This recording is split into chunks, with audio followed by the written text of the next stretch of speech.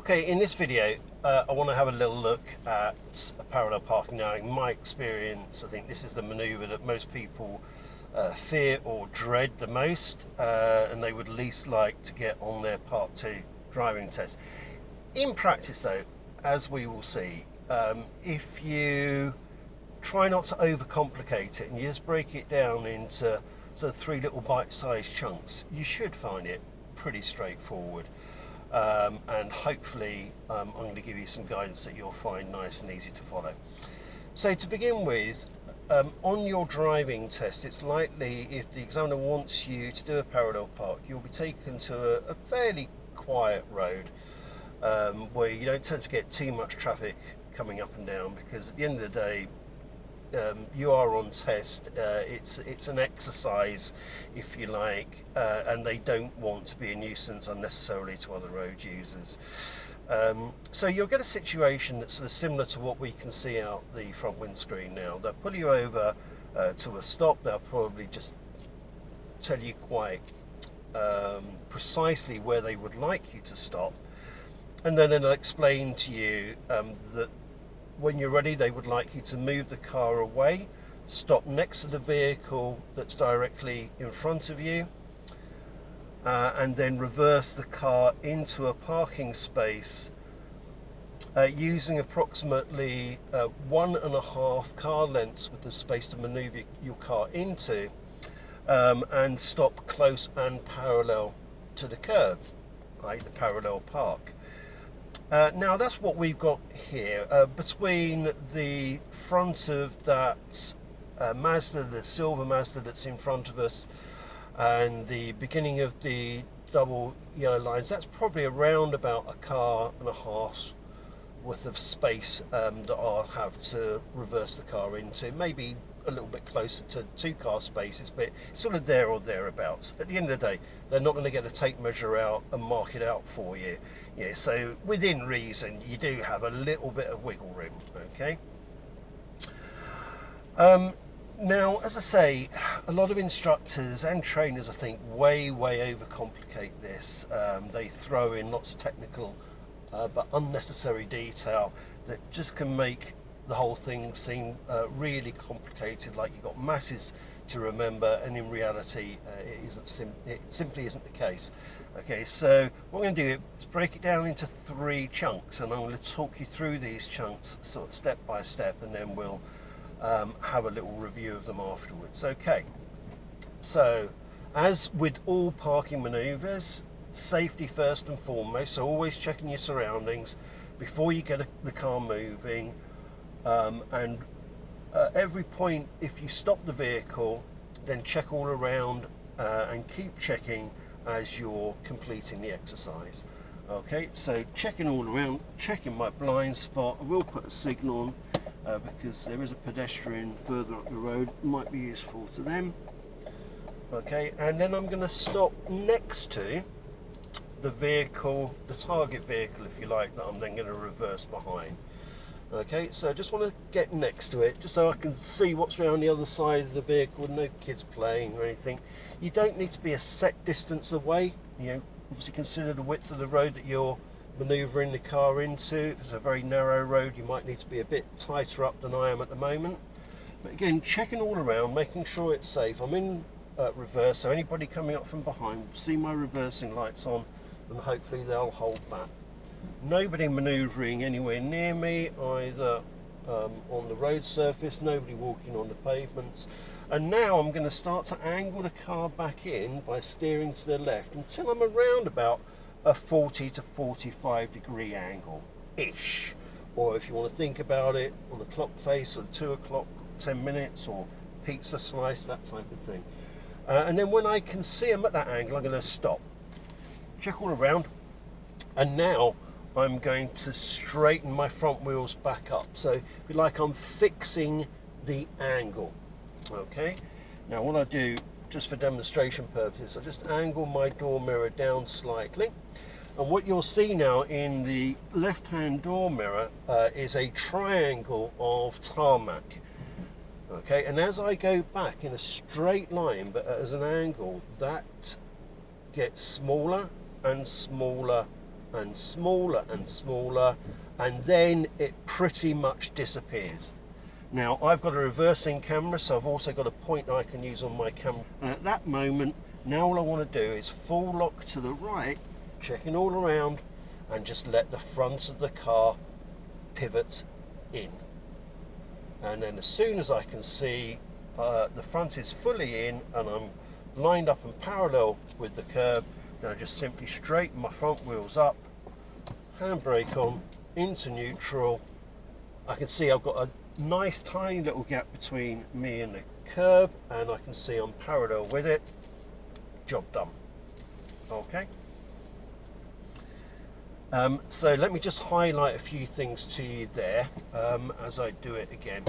Okay, so I'll do it again. This time though, I'm not going to have my door mirror angled down. So I won't necessarily be able to use that little bit of a triangle that I just demonstrated that you'll be able to see if you do angle it down. But let's see if there's anything else that we can use that might help. I've got a reversing camera, of course, in this car, and that will help me greatly. So if you've got a reversing camera, you know, practice in your own car and work out at what points in terms of the image on the camera you need to use to then start to pivot the front of the car back in so you end up nice and close to the curb. But if you haven't got a reversing camera, let's see if there are any other little visual clues that you can use to help you.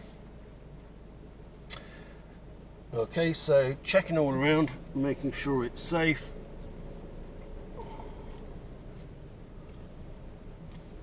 Starting off next to the target vehicle, doesn't matter which way it's pointed. We're not trying to line anything up on our car with their car, we're just going back in a little bit of a straight line to begin with, then we're angling it in. Okay, now I haven't got my mirror angled down now, but I'm about that 40 to 45 degree angle-ish. Straighten the front wheels up, checking all around, making sure it's safe, going back in a straight line.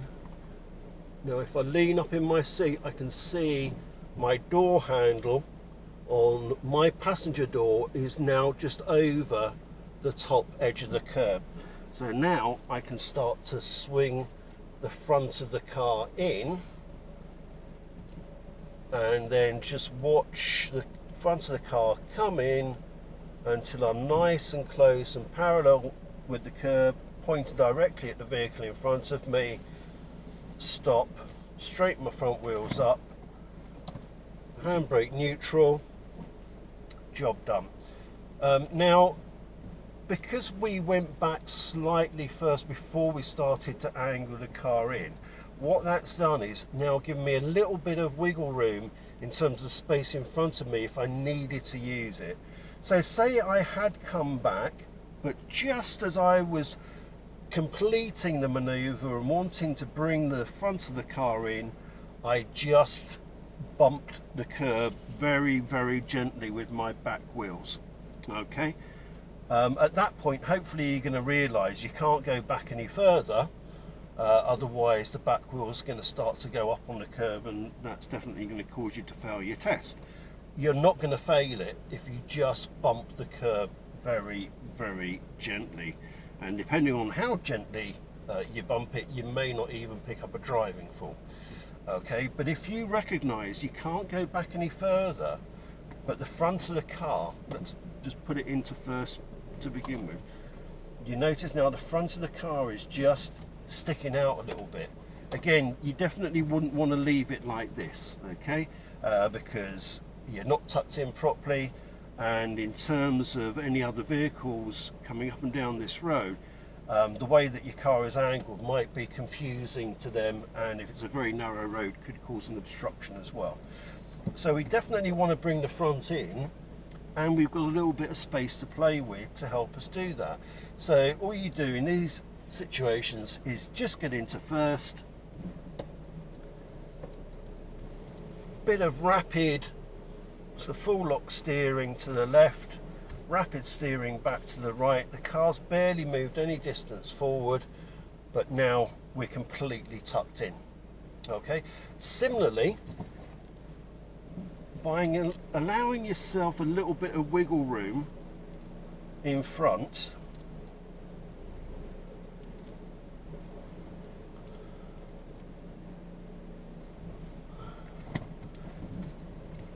say on this occasion you maybe panicked slightly and you brought the front of the car in too early, okay, and as a consequence we're now stuck out quite a bit from the curb, definitely not in line with the vehicles that are directly in front of us, and that is going to need to be sorted. Otherwise, if this happened on your Part 2 test, it would cause you to fail your test. Okay, so we're going to need to go back a little bit further. Okay, so full lock steering, okay, in reverse, full lock steering, again checking all around, making sure it's safe. Okay, get the back tucked right in, we've still got a lot of wiggle room to play with. Now whip that steering wheel back round and stop, and then sort the whole thing out moving forwards. And again, we haven't used more than a car and a half of space to manoeuvre our car into, and we've ended up nice and close and parallel to the curb. So any little rescues like that are probably going to result in you getting a driving fault, but it wouldn't be a serious or a dangerous fault.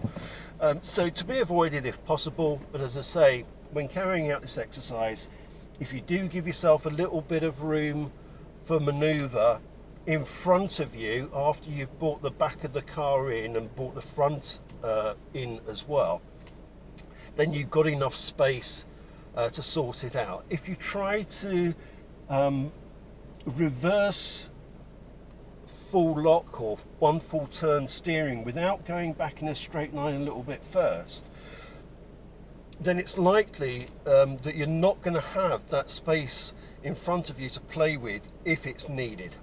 Okay, so I hope that made sense. I hope that's helped, and by all means, check out our learner videos as well, where you'll see me demonstrating this to them as well. Okay, cheers, bye.